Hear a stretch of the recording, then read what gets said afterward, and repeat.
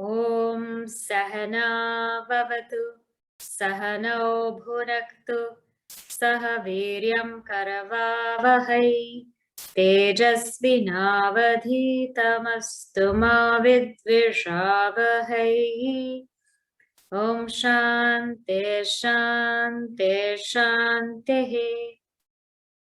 Vakraturna Mahakaya Suryakoti Samaprabha Nirvignam Kurume Deva Sarvakaryeshu Sarvada.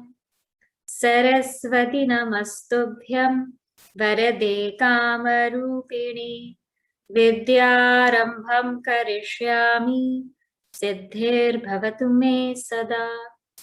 समस्त जन कल्याणे निरतं करुणामयं नमामि चिन्मयं देवं सद्गुरुं ब्रह्मविद्वरं मूकं करोति वाचालं पङ्गुं लङ्घयते गिरिं यत्कृपातमहं वन्दे परमानन्दमाधवम्. Paramananda Madhavam. All right. So we are going to read from verse number 11. So everybody go to 2.11. From Na Anushochanti Panditaha. And we will read until what we covered, verse number 22. Okay. Shri Bhagavanuvacha Ashochananvashocastvam Prajnavadanscha bhashase Gatasuna Nanushochanti Panditaha. Natvevaham jatu nasam Natvam neme janadhipaha Nachaiva na bhavishyamaha Sarve vayamatah param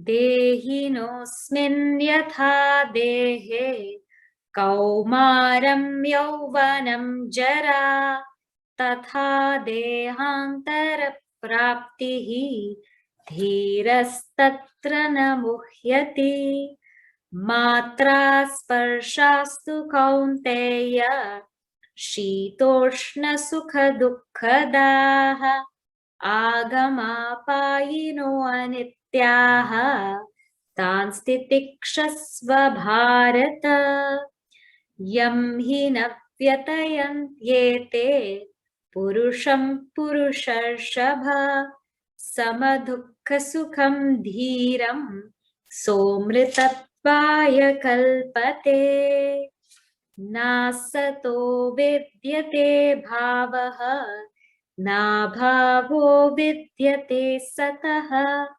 Ubhayorapi Drishtontaha Tvanayostattvadarshibhihi Avinashitu tadvidhi yena sarvamidam tatam vinashamavyyasyasya nakaschit kartumarhati antavanta ime dehaha nityasyokta sharirinaha anashino prameyasya Tasmadyudyasva bharata ya enam veti hantaram yaschainam manyate hatam ubhau tau na vijanitaha nayam hanti na hanyate na jayate mriyate va kadachita Nayam bhutva bhavita vana bhuyaha ajo nitya shashvatoyam puranaha na hanyate hanyamane sharire veda vinashinam nityam ya enamajam avyayam katham sapurushav partha kam ghatayati hantikam vasamsi jirnani yatha vihaya navani grinhati naroparani tatha sharirani vihaya jirnani anyani samyati navani dehi. Okay. So we have completed until verse 22. Now today I had said, before we go further in the class, I will just explain the whole phenomena of death. I will put it all together because there were a lot of questions last week. So I want to make sure that that's very clear with everybody. Okay? So we will put together what we've learned so far in terms of the phenomena of death. Before we go into what is death, we have to understand first who is dying. Who is dying? That's the number one thing. And I had mentioned to you that we have three components. One is called the body, the gross body.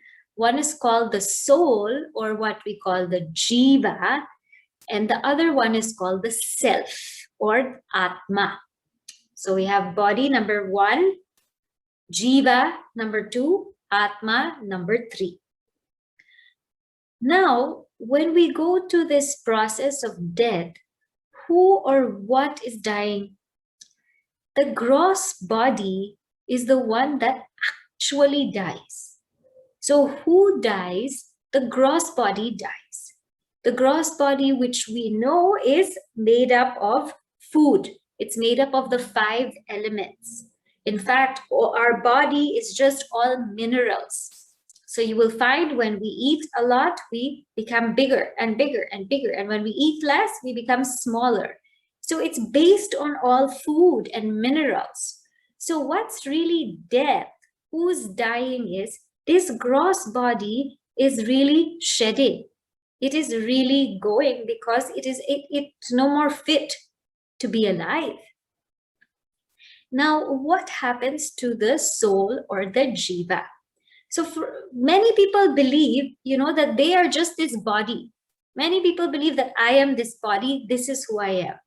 So for this kind of person, death is a very sad thing. Death is a very sad thing because they see this form, this being as dying. So for them, death is a sad, sad event. Now we go a little bit deeper and we understand that actually we are jiva, or the soul.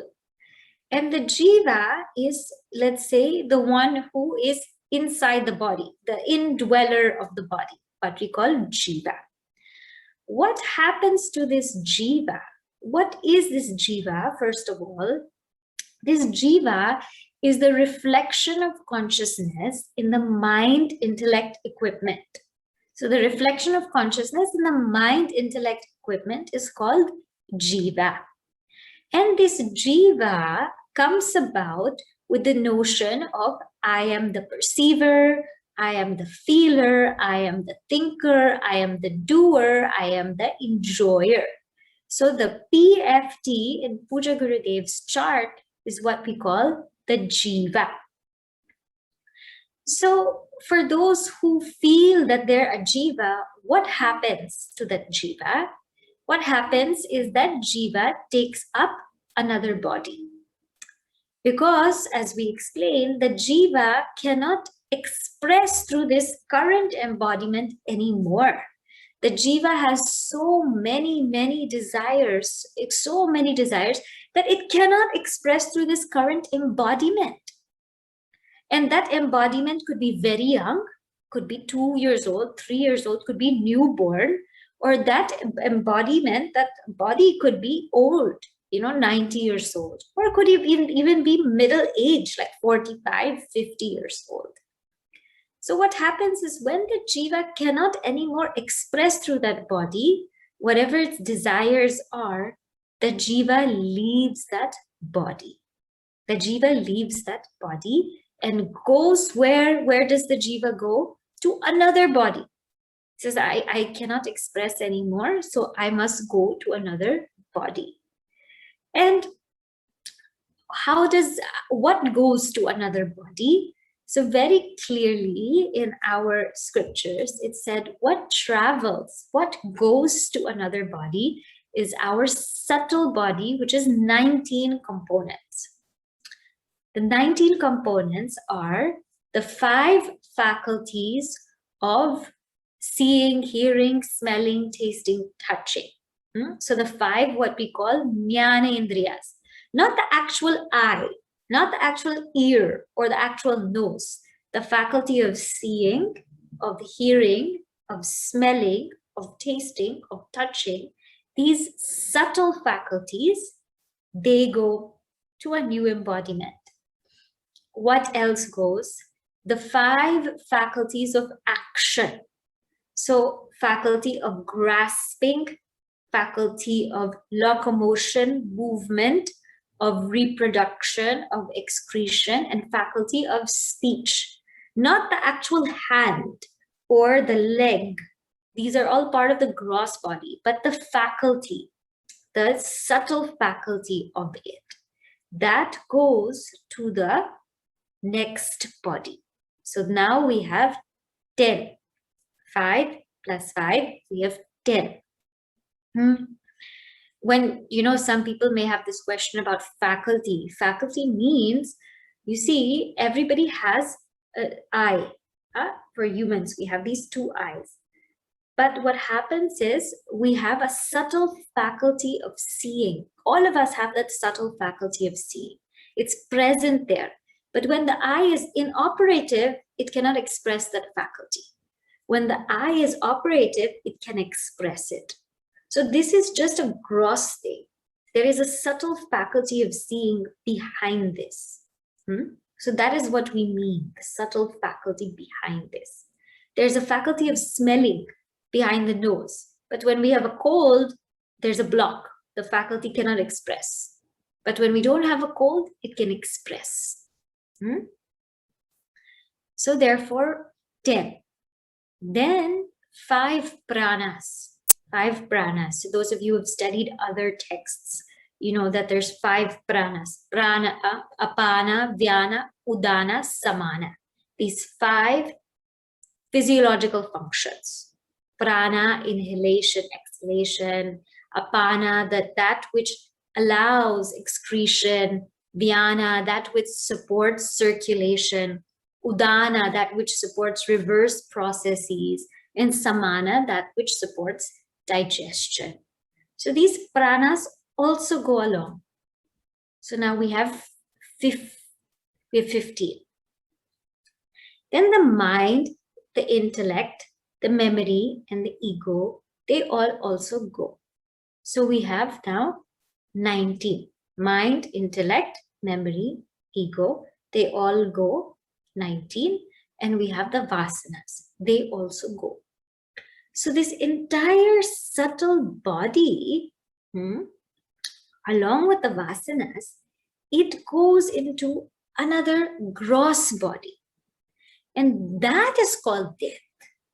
That is called death, right? So the entire subtle body, it sort of, takes everything from the, current gross body, it sort of packs up, and then it unpacks in another body, as what we see in our Shastra in chapter 15 of the Bhagavad Gita.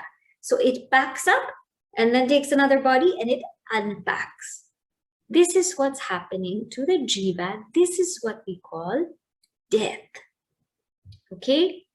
Now, some will say, oh, but memory was transferred, but how come we don't remember? So thankfully, we do not remember our past lives. Otherwise, we would be in big trouble. Just think about how many times our past haunts us. Whatever anybody did, whatever happened in our past, it still haunts us. Now imagine if we had the memory of all of our past lives, how haunting would it be? So it is a blessing that we don't remember. However, when some people do regression, they regress through their past lives, they can see, they can know what happened. Okay? So the subtle body or the jiva leaving the gross body, packing up and unpacking into another body that is called death. And after that, rebirth. So we think we are the jiva, but actually we are not that jiva. There's a deeper thing to this whole formula, and that is what we call the self or atma. That self or atma doesn't die and is never born, and nothing happens to the self.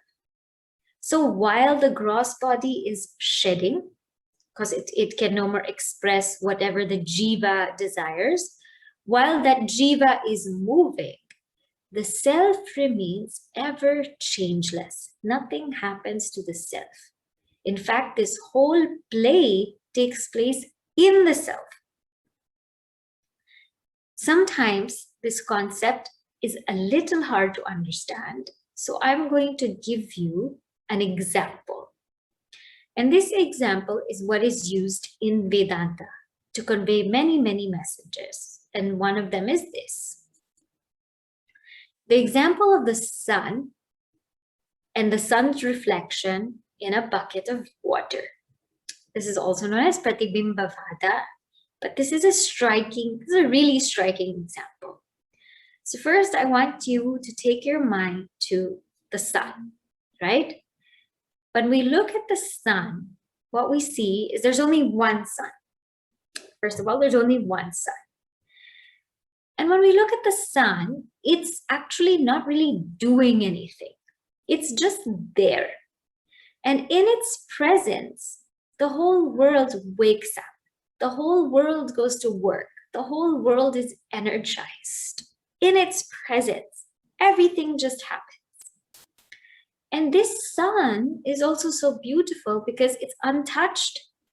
You know, if it's there, and if in New York City it's so noisy, the sun doesn't get disturbed. And if it's very quiet, it doesn't get happy. It doesn't get affected. If there's a lot of sadness, it doesn't pout. There's a lot of happiness, it doesn't smile. It's there in its place, and it remains as it is, unaffected. Now, this sun is reflected in a bucket of water. So imagine there are many, many buckets of water, or many, many buckets of water in the ground. Naturally, when you put these buckets of water in the ground, what will happen is the sun's reflection will be there. It will be there, right?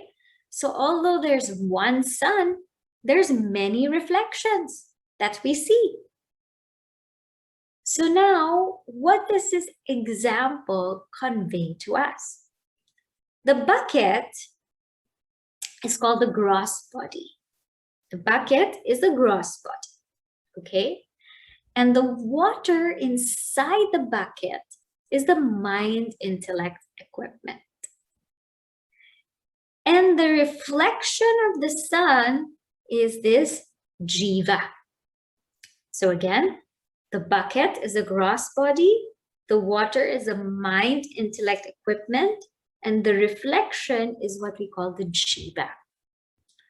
And so that's probably why they say when people die, they kick the bucket. They kick the bucket, right? What happens is, so the bucket breaks. So what will happen? The water will go into a new bucket. And therefore, there will be a reflection there. That's very natural. So the bucket breaking is the gross body breaking. The water going to another bucket is the subtle body traveling. And in there, the reflection will be there, which is the jiva.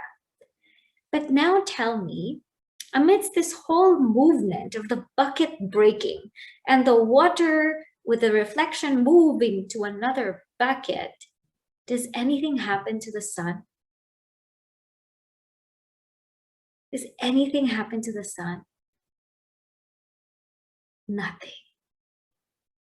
There's only one sun. And in that one sun's presence, this whole bucket breaking and water moving, which we call life and death, is happening. And that sun is ever unaffected by it. Nothing happens to the sun. And therefore, we are not the jiva, this reflection of the sun in the bucket. We're the actual sun. We are Atma. And because we are Atma, we cannot die. We cannot die. Immortality is our nature. The body may die. The jiva may move to another body. But the Atma ever is. And that is the standpoint which Lord Krishna is speaking from. So when we take ourselves to be the body, death will be very painful. Because whatever we take ourselves to be, we take the other person to be. So if I take myself to be the body and somebody close to me passes away, I will be very sad because I see that person as the body. I see that their whole life has gone. Everything is gone. The person I knew is gone.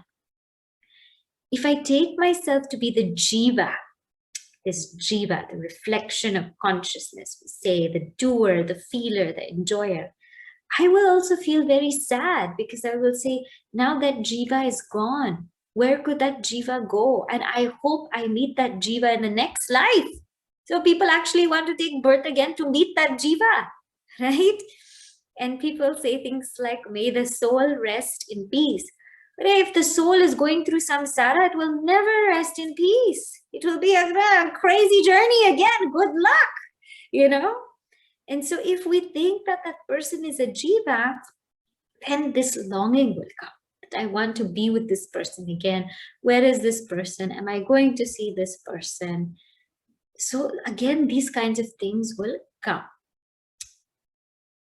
But if we know that we are Atma, and that other person's essence is the same Atma, then everything just is perfect as it is. Everything fits.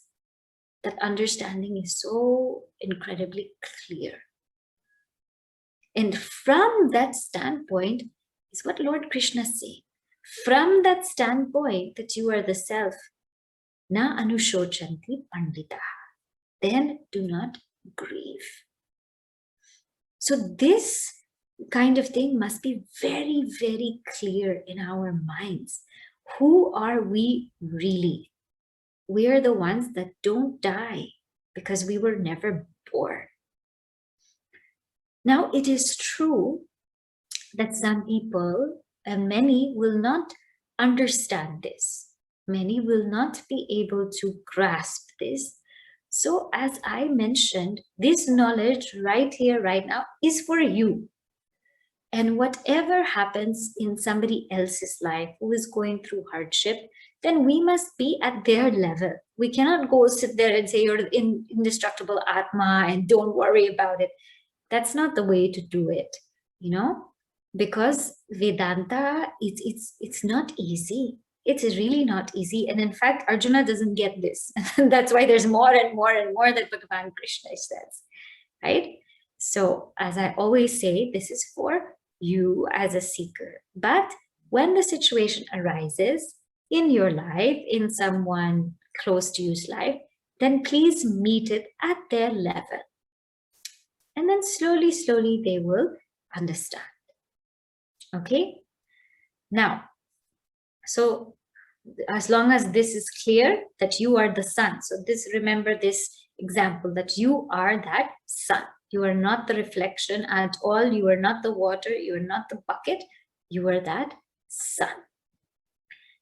So today now we will move on.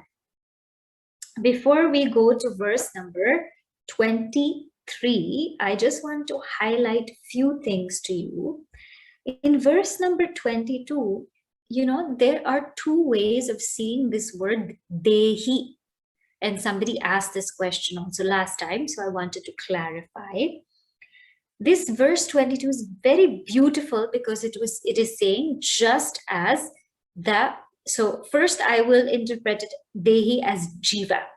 Okay, just as the jiva casts off old clothes, or just as a person casts off old clothes and wears new clothes to match their particular field, so too the jiva casts off an old body and takes up a new body.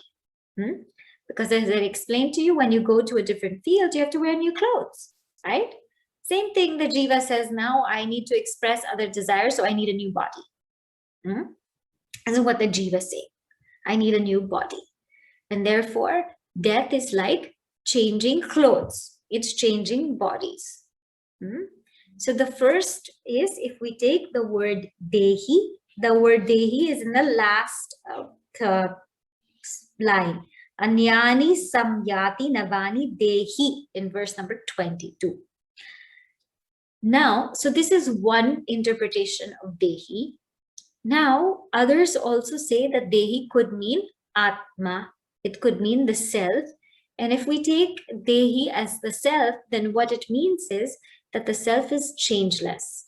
No matter how many bodies come and bodies go, no matter how many bodies, clothes are likened to the bodies. So no matter how many clothes come and go, no matter how many bodies come and go, the self is changeless.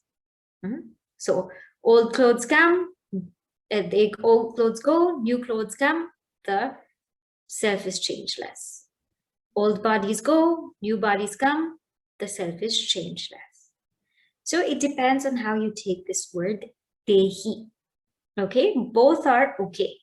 How Gurudev explains it here is dehi as jiva.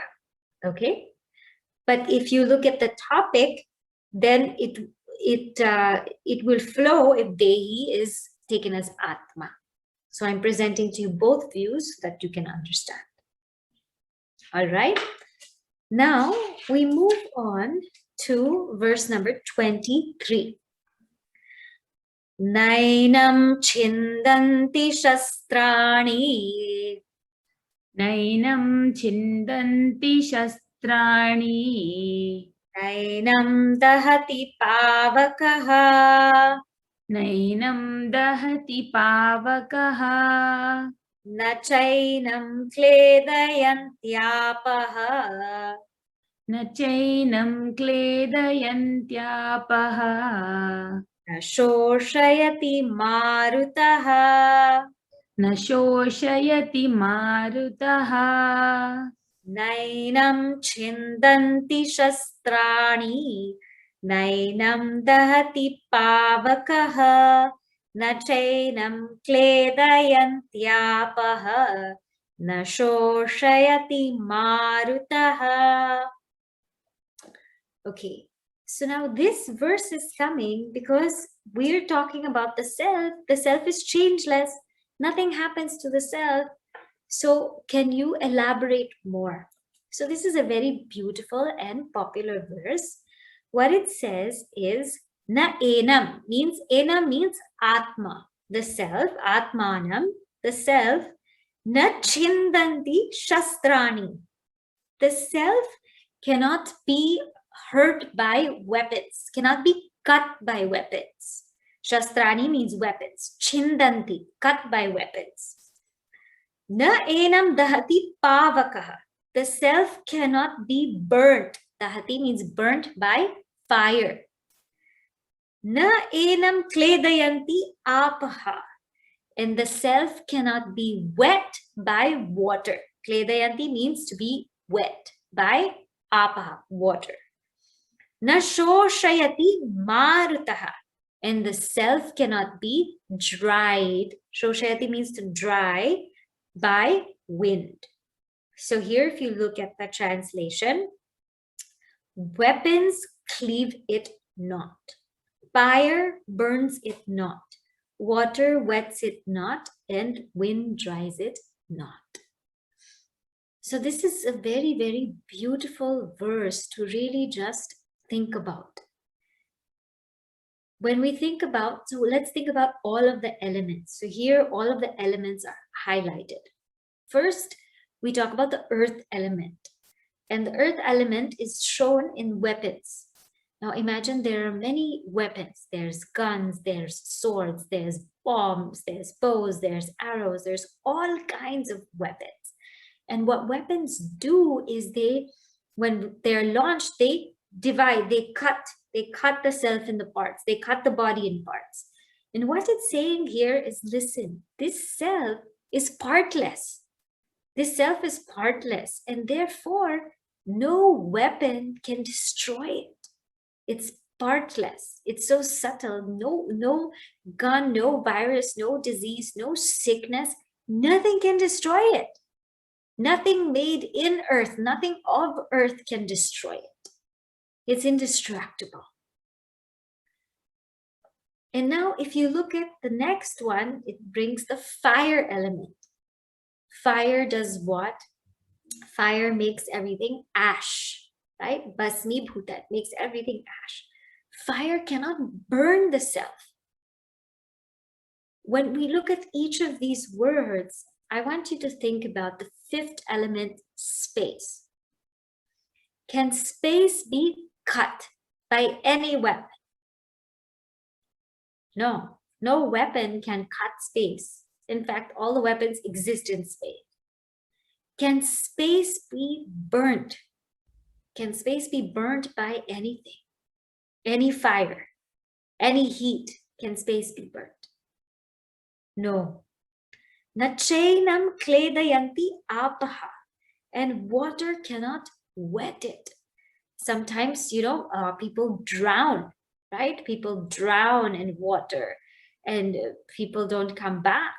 The bodies don't come back. And so even water cannot wet this self.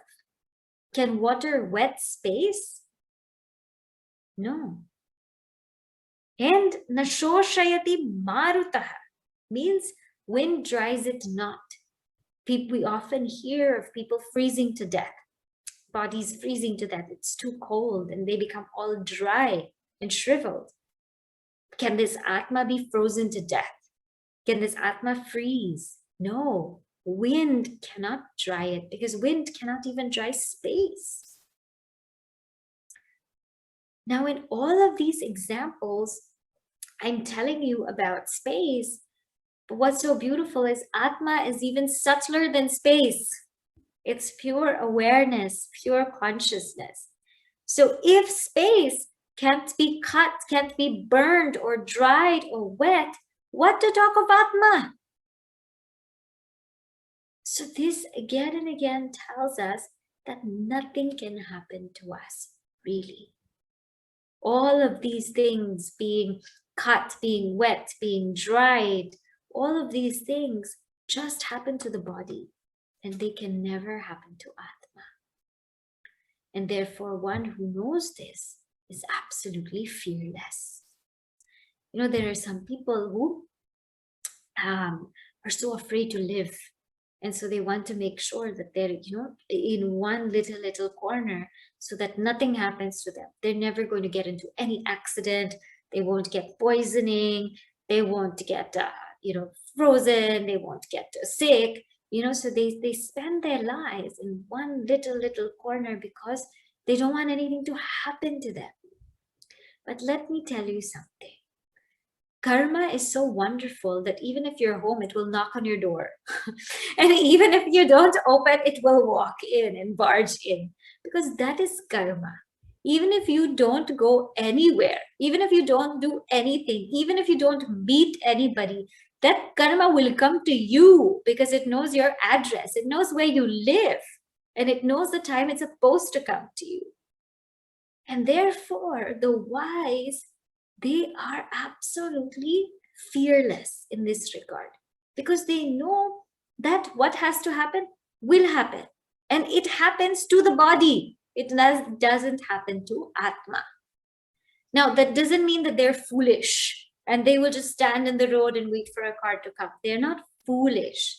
They're absolutely wise, but they are fearless in this regard. Okay?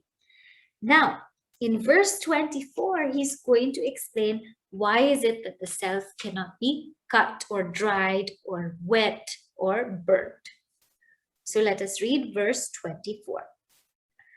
अच्छेद्योऽयमदाह्योऽयम् अच्छेद्योऽयमदाह्योऽह्यम् अक्लेद्यो शोष्य एव च अक्लेद्यो शोष एव च नित्यसर्वगतस्थाणुः नित्यसर्वगतस्थाणुः अचलोऽयं सनातनः अचलोऽयं सनातनः अच्छेद्योऽयमदाह्योऽह्यम् अक्लेद्यो शोष्य एव च नित्यसर्वगतस्थाणुः अचलोऽयं सनातनः.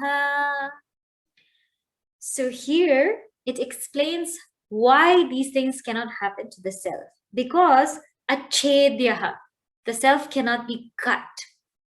Then ayam adahya, this self, ayam means the self cannot be burnt.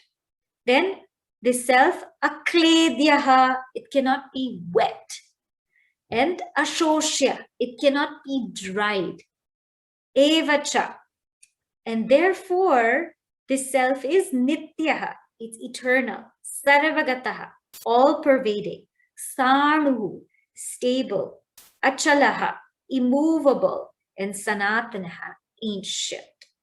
So this self cannot be cut, nor burnt, nor wetted, nor dried. It is eternal, all pervading, stable, immovable, and ancient. So again, it's re-emphasizing that nothing can happen to the self.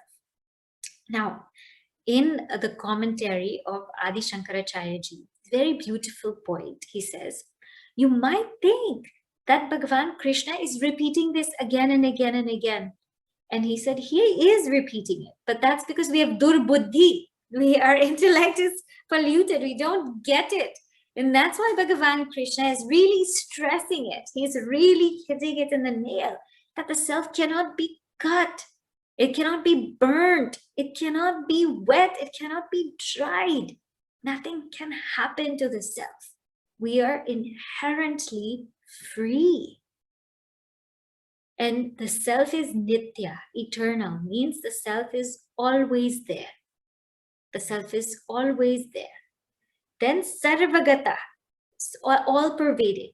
Not only the self is always there, but it's everywhere. Actually, everything exists in the self. So eternal means it's always there, and it's also beyond time. Sarvagata means it's all pervading, but it's also beyond space.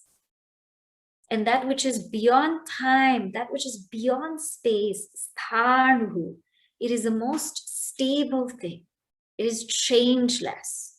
There's no change that ever happens to that. And because it's changeless, it's stable, achalaha, it cannot move. Because I can only move if I am not in a certain place. I can move to 2 inches away from here because I'm not there, right? So I can move there because right now I'm not there. But the self is all pervading. Where can it move? It's immovable. And the self is sanatana, means it's always there. This is nothing new. You and I don't have to bring anything new here. We don't have to look for anything new. It is uncaused. It's always there. It was always there. All we have to do is look within. This is your nature. So again, Bhagavan Krishna says, realize your nature. Realize that this is who you are. Now, continuing, now he's going to summarize this whole thing that we've done so far. Verse number 25. Avyaktoyamachintyoyam. Avyaktoyamachintyoyam. Avikaryoyamuchyate. Avikaryoyamuchyate. Tasmadevam viditvainam Tasmadevam viditvainam nanushochitum arhasi. Nanushochitumarhasi. Avyaktoyamachintyoyam avikaryoyamuchyate tasmadevam viditvainam nanushochitum arhasi. So now here he says, avyaktaha, the self is unmanifest. Achintyaha, the self is unthinkable. Avikaryaha, the self is unchangeable. Uchyate, it has been said.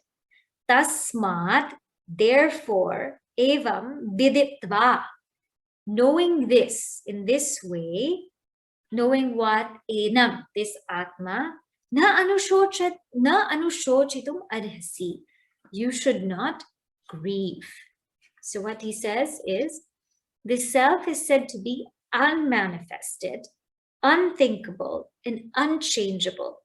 Therefore, knowing this to be such, you should not grieve, O Arjuna. So again, these words are very beautiful. Avyakta means it cannot be perceived by the senses. So we already spoke about avyakta, you cannot see the self because it's that which illumines the very mind by which we see. It's avyakta. It's unmanifest. It's achintya. We cannot think about the self. We can't think, it's beyond our senses. It's also beyond our mind because it's that which illumines our mind to think. So how can we think about it? It's like that flashlight example that I gave you. The flashlight, the battery enables the flashlight to see everything around it, but the flashlight cannot see its own battery, right? So we cannot think of the self.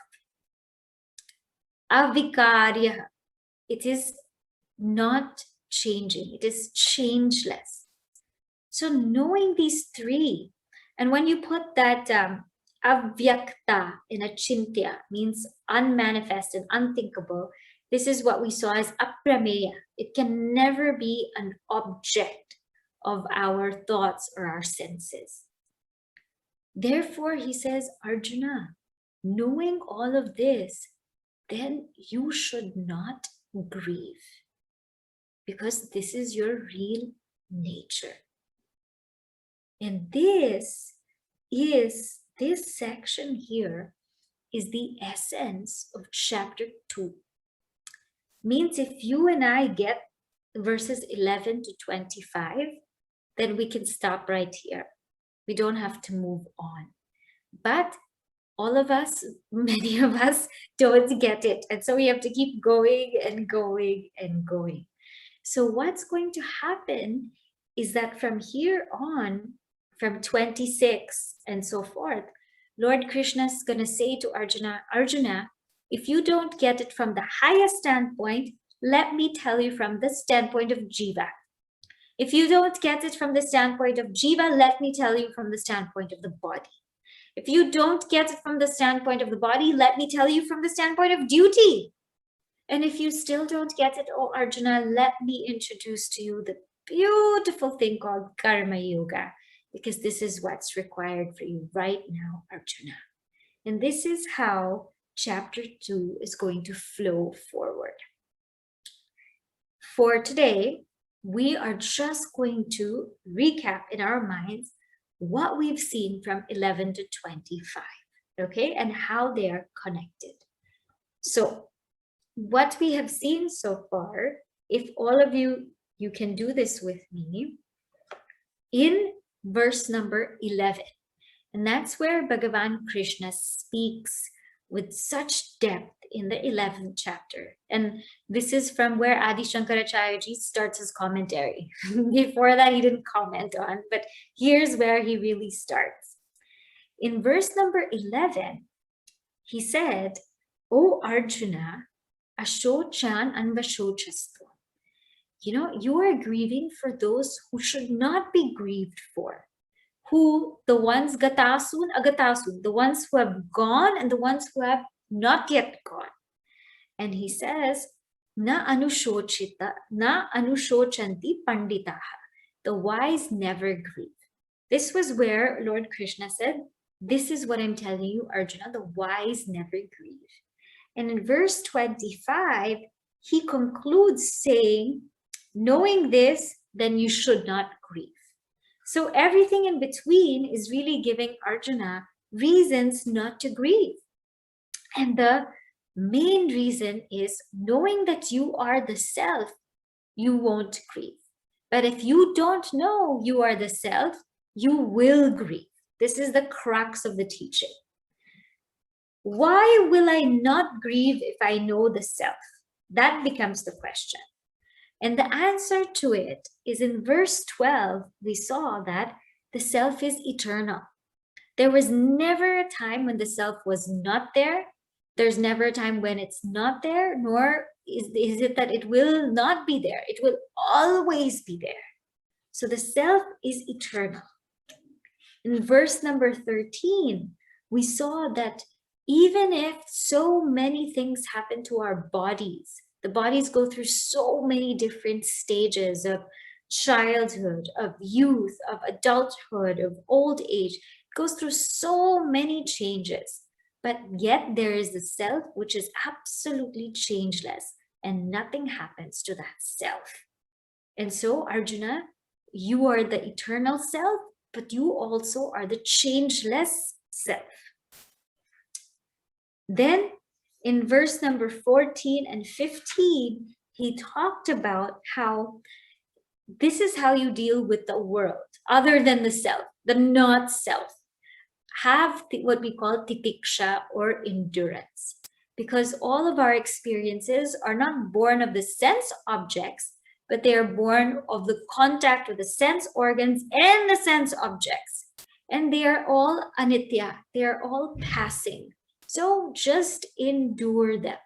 And in this regard, I had said to endure everything that is in the way of our spiritual path. However, one has to be careful to pick their battles. If there's something that must be fought, then be wise and choose what it is. In verse number 15, he brings out the point that why should I be or practice endurance? Because those who do, they are fit for immortality. And then he goes back to the topic of the self in verse 16, and he says, listen, the self is that which is sat. It's that which is real. All these emotions in your mind, endure them, because actually they're not real. They come and they go. But what's real, Arjuna, is the self. The self is always present. There was never any absence of the self. That in you, which is always present, that is the self, Arjuna. And very beautifully in verse 17, he says the self is indestructible. It's avinashi. You can't destroy it. Not only that, it's all pervading. So there's only one self, and it's indestructible. And in verse number 18, he says, even if the body gets destroyed, nothing will happen to the self. And the self is aprameya. It's never an object of our comprehension. It's the very subject by which everything is illumined.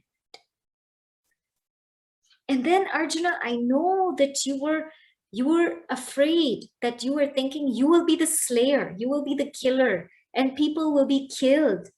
But the self is never the doer. In verse number 19, this point was really emphasized, that the self is not the doer. The self is not the killer. The self is not the slayer. And who can you slay, right? The self cannot be slain. It cannot be broken. It cannot be cut. So you are not the slayer, nor can you actually slay anybody. The self cannot be slain. So why are you worried about this? Why are you in pain? Why are you thinking about it? You are not the doer, and you are not the object of any action. So this was highlighted.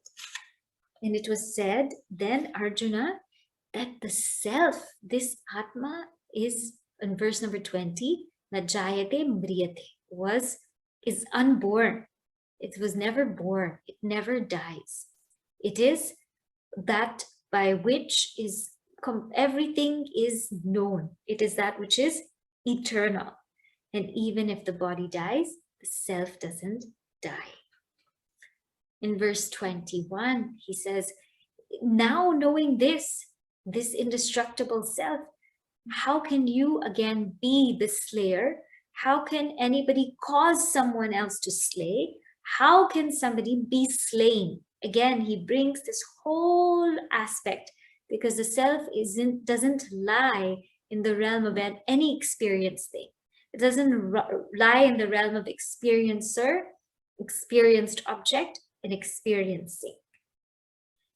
And then in verse 22, he emphasizes how the self is changeless. No matter what happens, the self is changeless. And finally, as we saw in verse 23 and 24, nothing can cut the self, nothing can burn, nothing can wet, nothing can dry the self. It's that which is eternal, changeless, most stable, immovable self. And he says, Arjuna, now knowing this, can you still grieve? And Arjuna was asked that question, and he says, yes, I still am grieving. I still am grieving. So then Lord Krishna will begin a new set of Upadesha. Okay? So today we will stop here. I will say the closing prayer, then I will let you know. I will just make a few important announcements about our class, and then I'll take any questions that anybody has. Okay? Before I close, I will just answer this. Atma is not space. I did say Atma is like space, but Atma is not space. Okay? Because Atma, space comes from Atma. So Atma is subtler than space. But when we give examples in Vedanta, it's very hard to give an example like Brahman, like Atma, because there's nothing like it, right? The closest thing that we can come to is probably space. So if we can comprehend the eternality of space, the immovability of space, the partlessness of space, if we can comprehend that, then it will help us comprehend what Atma is. Okay? So let us say the closing prayer. Om Purnamada Purnamidam Purnat Purnamudachyate Purnasya Purnamadaya Purnameva Vashishyate. Om Shanti Shanti Shanti. Harihi Om Shri Gurubhyo Namaha. Harihi Om.